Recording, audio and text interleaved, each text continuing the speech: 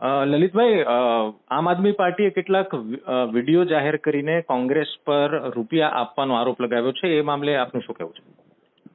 બિલકુલ ખોટી વાત છે. કોંગ્રેસ પાર્ટી વાત તો હું આપને એ કહી દઉં કે હોટલની અંદર હું વિસાવદર ભેસાણથી આવી વિસાવદર નાવા માટે હોટલનો રૂમ છે, એ રૂમની અંદર કોંગ્રેસ પાર્ટીએ બુક કરાવ્યો છે ને એમાં હું નાવા ધોવા માટે એમાં ગયો હતો અને રૂમમાંથી નીકળતો હતો. એ દરમિયાન આ લોકોએ જે કઈ વિડીયો રેકોર્ડિંગ કર્યું છે એનું નાટક છે. આવી કોઈ વાત કોંગ્રેસ પાર્ટી શા માટે આમ આદમી પાર્ટીના પૈસા લોકોને રૂપિયા આપીને ખરીદે? કોંગ્રેસ પાર્ટી ક્યાં એવી સધર પાર્ટી છે? લલિતભાઈ, જે વિડીયો જાહેર કર્યા છે એમાં એક ગાડી પણ દેખાડવામાં આવી છે અને ગાડીમાં કોંગ્રેસના નેતા છે એવો દાવો કરાયો છે અને ડેશબોર્ડ ઉપર રૂપિયાનો થેલો છે એવો પણ દાવો કરાયો છે. એટલે કોંગ્રેસના પહેલી નેતા વાત તો એ છે કે તમે એ વિડીયો જોઈ લો. મેં સોશિયલ મીડિયામાં એ વિડીયો જોયો છે. એ ગાડીમાં એને જે સ્ટિંગ ઓપરેશન, હવે ગાડીમાં કઈક 50,000 રૂપિયાનું બંડલ દેખાય છે, તો 50,000 રૂપિયા ચૂંટણી ગમે તેની પાસે હોય.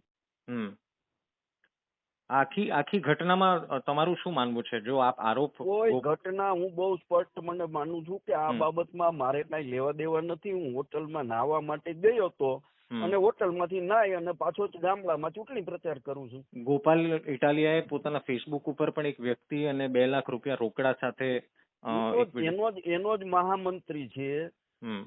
એને પહેલેથી જ ખબર હોય, પહેલેથી જ આ નાટકબાજી કરી છે ને એ જે હોટલ છે હોટલમાં આમ આદમી પાર્ટીના લોકો પણ રોકાણા છે. તો તમને શું લાગે છે આની પાછળ શું હોઈ શકે? ફક્ત ને ફક્ત શોબાજી અને નાટક કરું.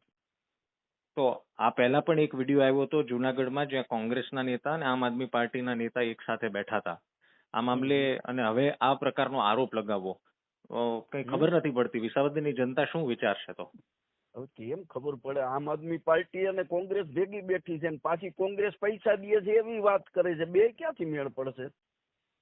તો એ જ જાણવા માંગુ છું લલિતભાઈ, આપનો શું આ આખા, કેમ કે બે અલગ અલગ ચૂંટણી લડીએ છીએ, ચૂંટણી જીતવા માટે લડીએ છીએ અને આ જે કઈ વાતો છે એ વાતો હંબગ ચૂંટણીમાં ખેલ ઉભો કરવા માટેનું આખું નાટક છે. હું સ્પષ્ટપણે માનું છું. પણ આપ એવું કેમ માનો છો કે ગોપાલ ઇટાલિયા આવું નાટક કરી શકે?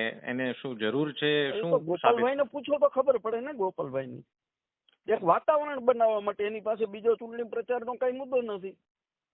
ઓકે લલિતભાઈ, ખૂબ ખૂબ ધન્યવાદ ગુજરાત તક સાથે વાત કરવા બદલ. Thank you.